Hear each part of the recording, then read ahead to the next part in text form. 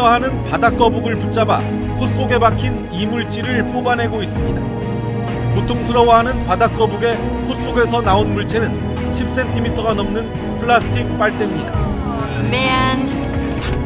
거북은 다시 바다로 돌아갔지만 언제 또다시 비슷한 위험에 처할지 모르는 상황.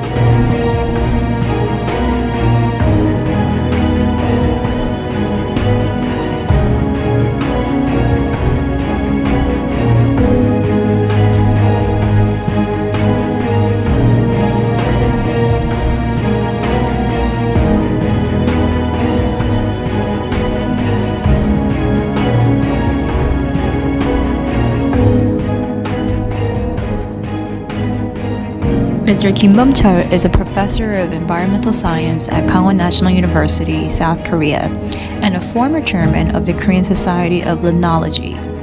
He has been working on various aspects to prevent pollution of rivers and lakes and to improve water quality. The content that you're about to watch is one of his articles that have been regularly published in the Korean Fishing Magazine. For effective delivery and better understanding of one of the current environmental problems that we face, plastic waste, material from YouTube and Google are quoted. 강원대학교 환경학과 김범철 교수입니다. 오늘은 우리가 버린 플라스틱 쓰레기가 식품으로 돌아온다 라는 제목으로 플라스틱 쓰레기가 해양 생태계에 미치는 영향에 관하여 말씀드리겠습니다. 태평양 한가운데 육지로부터 수천 킬로미터 떨어진 먼 바다에 거대한 해양 쓰레기 해역이 있습니다. 물에 뜨는 쓰레기가 많이 모여 있는 곳인데 영어로는 Great Pacific Garbage Patch라고 부릅니다. 그 면적이 우리나라의 몇 배에 이르다 보니 이름의 첫머리에 Great라는 수식어가 붙어 있습니다. 쓰레기가 태평양의 한가운데에 몰려 있는 것은 큰 바다에서 해류가 대양의 가장자리를 따라 회전하고 있고 가운데에는 해류가 없는 정지한 해역이 만들어지는데 오랜 세월 해류의 흐름을 따라 이동하던 부유 쓰레기가 이곳에 보이는 것입니다. 대양의 주변을 따라 회전하는 해류는 대서양과 인도양에도 있기 때문에 이곳에도 쓰레기 해역이 형성되고 있으며 우리나라의 황해바다에도 거대한 쓰레기 해역이 발견되고 있습니다. 파도에 떠밀려온 쓰레기들이 해변을 따라 길게 띠를 이루었습니다. 누렇게 마른 풀과 나뭇가지에 섞인 생활 쓰레기들이 바닷물에 일렁거립니다. 냉장고 문짝과 장판, 농약병의 폐타이어까지 쓰레기 천지입니다. 쓰레기의 주요 발생 근원은 양식장, 어선 등에서 발생하는 어업 폐기물과 홍수기에 육지로부터 흘러들어오는 생활 쓰레기들입니다. 양식장 등에서 버려지는 폐스티로폼이 한 해 150만 개로 추산되고 있습니다. 천혜의 경관을 망치는 것은 물론이고 해양 오염까지 우려되자 경남도가 수매 계획을 내놓았습니다.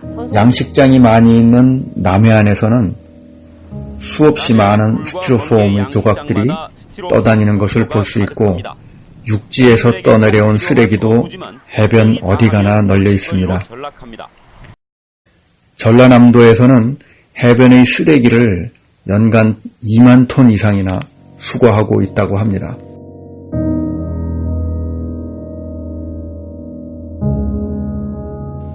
그런데 플라스틱의 절반은 물에 뜨지 않는 종류입니다. 그러다 보니 바다 속에는 폐그물을 비롯하여 각종 플라스틱 폐기물이 물에 뜨는 것보다 더 많이 가라앉아 있습니다. 바다뿐 아니라 대청댐, 충주댐 등의 대형 댐에서도 홍수 후에는 직경 수백 미터에 이르는 쓰레기 섬이 형성되어 떠 있는 모습을 볼 수 있고 이를 건져내느라고 매년 많은 예산이 소비되고 있습니다. 그러나 우리가 건져낼 수 있는 쓰레기는 극히 일부분이고 그보다 훨씬 더 많은 양이 바닥에 가라앉거나 바다로 유출됩니다. 바다의 쓰레기 가운데 가장 문제가 되는 것은 플라스틱입니다.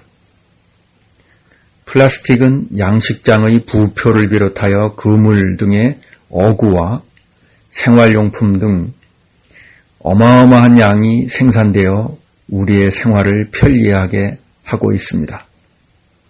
문제는 자연에 배출되었을 때 분해되는데 100년 이상의 오랜 세월이 걸린다는 것입니다.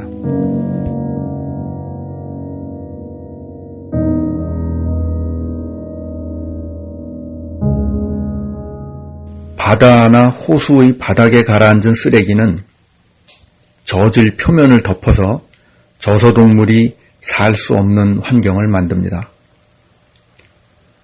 저소동물은 어류의 먹이가 되므로 어류도 따라서 영향을 받습니다. 폐그물이나 쓰레기에 몸이 끼어서 죽어가는 해양동물의 사진은 자연보호 사진에 단골로 등장하는 주제가 되었습니다. 거북이는 비닐봉투를 해파리로 오인하여 삼키고 물고기는 플라스틱 조각을 먹이로 오인하여 먹습니다. 새의 위장에 플라스틱이 가득 차서 죽는 사례들이 많이 보고되고 있습니다.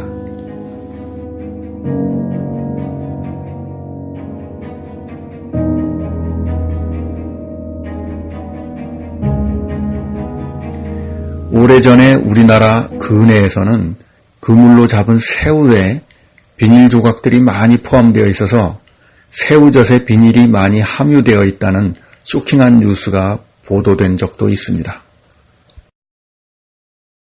플라스틱 쓰레기는 자연에서 서서히 분해되어 점점 작은 조각으로 쪼개집니다. 파도에 부딪혀 부서지기도 하고 햇빛을 받으면 조금씩 분해되어 잘게 부서지기도 합니다. 5mm 이하의 크기로 부서진 플라스틱을 영어로 마이크로플라스틱이라고 이름 지었는데 우리는 미세 플라스틱이라고 번역하기도 합니다. 주로 대형 플라스틱 쓰레기가 잘게 부수어져서 만들어지는 것인데 모양은 불규칙하고 다양합니다. 밧줄, 부직포, 마대, 옷 등의 합성 섬유는 섬유 부스러기들을 만드는 원인이 되며 마모된 타이어 등도 미세 플라스틱을 생성하는 원인이 됩니다. 잘게 부서지면 소멸할 것으로 생각했던 플라스틱이 2004년에 미세 플라스틱에 관한 연구가 발표되면서 세간의 큰 관심을 불러일으켰습니다. 대형 쓰레기가 많은 해역에서 눈에 보이지는 않지만 미세 플라스틱이 많이 발생하여 떠 있고 생태계에 큰 위협이 될 수 있다는 것이 밝혀진 것입니다.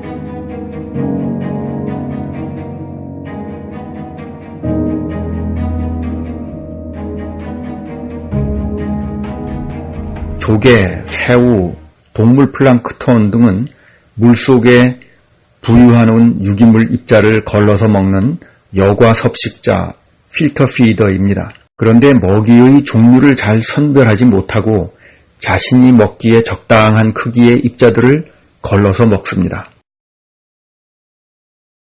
주로 식물 플랑크톤, 박테리아, 작은 동물 플랑크톤 등의 유기물을 먹는데 비슷한 크기의 미세 플라스틱은 먹이로 오인되어 먹게 됩니다. 플라스틱을 먹으면 소화가 되지 않으므로 소화기관에 장애를 주기도 하고 먹이 섭취량이 줄어서 장애를 주기도 합니다. 배설을 하지 못하는 경우에는 체내에 플라스틱이 축적되어 있기도 합니다. 1마이크론 이하의 아주 작은 플라스틱은 세포 조직으로 더욱 쉽게 침투할 수 있어서 동물과 사람에게 더 많은 피해를 줄 가능성이 있습니다. 게다가 플라스틱은 지용성 물질인 살충제, 다이옥신, PCB 등의 유해물질을 잘 흡착하는 것으로 밝혀져서 미세 플라스틱이 수중의 유해물질을 모아서 농축한 상태로 동물이 섭식하게 되므로 유해화합물질의 오염 피해를 더욱 심화시킬 것으로 보고 있습니다. 플라스틱의 성분들은 호르몬과 유사한 구조를 가지고 있는 경우도 있어서 호르몬의 조절 기능을 방해하는 환경 호르몬의 역할을 할 수도 있습니다.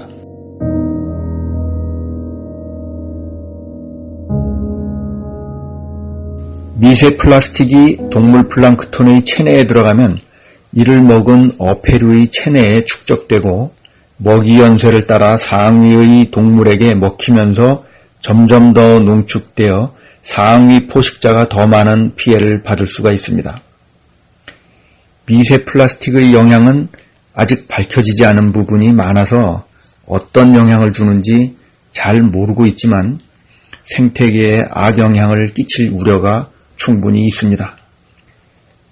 그런데 근래 마이크로비드라고 부르는 인공 미세 플라스틱이 치약이나 화장품에 연마제로 첨가되는 사례까지 늘어나고 있어서 우리가 모르는 사이에 하수를 통하여 많은 양의 인공 미세 플라스틱과 섬유 파편들을 배출하고 있습니다. 아주 미세한 플라스틱은 제거하기가 쉽지 않으므로 하수 처리가 완벽하지 않으면 하천으로 배출될 수 있습니다. 얼마 전 세계 대부분의 수돗물에서 미세 플라스틱이 검출되고 있다는 보도까지 있었습니다. 그러자 일부 선진국에서는 인공 마이크로비드의 사용을 금지시키기도 하였습니다.